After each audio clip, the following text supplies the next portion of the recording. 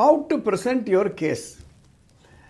நம்ம கேஸை ஒரு மூன்றாம் மனிதருக்கு முன்னாடி நம்ம எப்படி எடுத்து சொல்ல போகிறோம் அதை பற்றிய சீரீஸ் ஆஃப் எபிசோட்ஸ் தான் இப்போ நான் போட்டுட்ருக்குது. முதல்ல 3 சுச்சுவேஷனை யோசனை பண்ணி பாருங்கள். ஒன்று, me, my self, my point of view. நான் என்னுடைய பார்வையிலிருந்து. ரைட். இப்போது நமக்கு ஒரு உரிமை மறுக்கப்படுகிறதுன்னா நம்ம என்ன பண்ணுவோம்? நார்மலாக we look at it from our point of view, which is very, very important. That is me, myself and my point of view. The ரெண்டாவது பொசிஷன் எடுத்து பார்த்தீங்களன்னா, it is the other, O-T-H-E-R, other, which mean the other persons.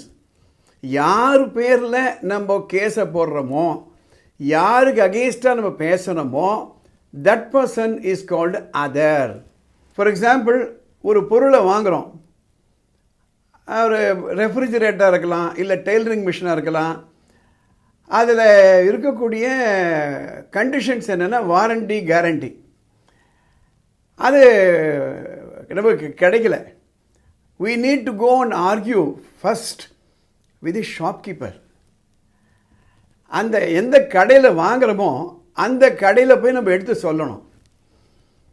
அப்போது நம்ம point of வியூவில் நாம் எப்படி இந்த refrigerator வாங்கினோம், நாம் எப்படி இந்த வாஷிங் மிஷினை வாங்கினோம், எப்படி அதை நம்பி தான் நம்ம இருக்கோம், எப்படி அது நமக்கு இடைஞ்சலாக இருக்குது, எப்படி நமக்கு நேரம் வேஸ்ட் ஆகுது, அது நம்ம பாயிண்ட் ஆஃப் வியூ. அதை கடையில் போய் சொல்லும் பொழுது அவங்க பாயிண்ட் ஆஃப் வியூவில் புரிகிற மாதிரி சொல்லணும். சில நேரங்களில் நம்ம என்ன சொல்கிறோன்ட்டு அவங்களுக்கு புரியாது.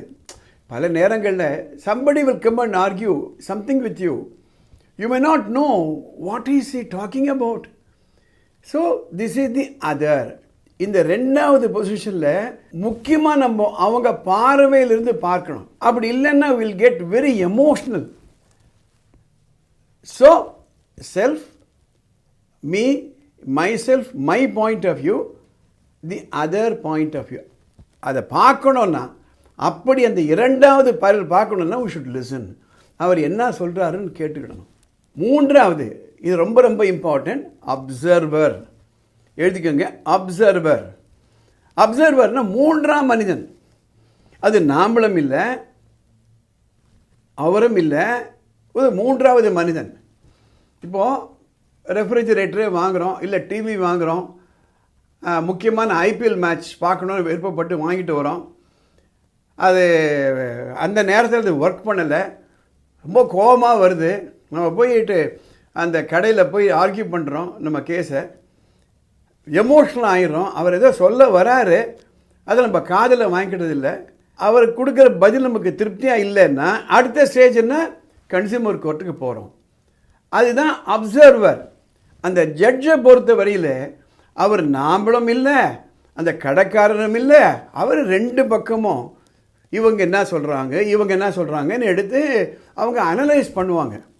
Observer point of view. அப்படின்னா நம்ம கேஸ் ப்ரிப்பேர் பண்ணும்பொழுது நம்ம point of view, the other person's point of view and judge point of view நம்ம ஆர்கியூ பண்ணுறது தயாராக இருக்கணும். இது முக்கியமான ஒரு விஷயம். தொடர்ந்து அடுத்த எபிசோடில் பார்க்கலாம்.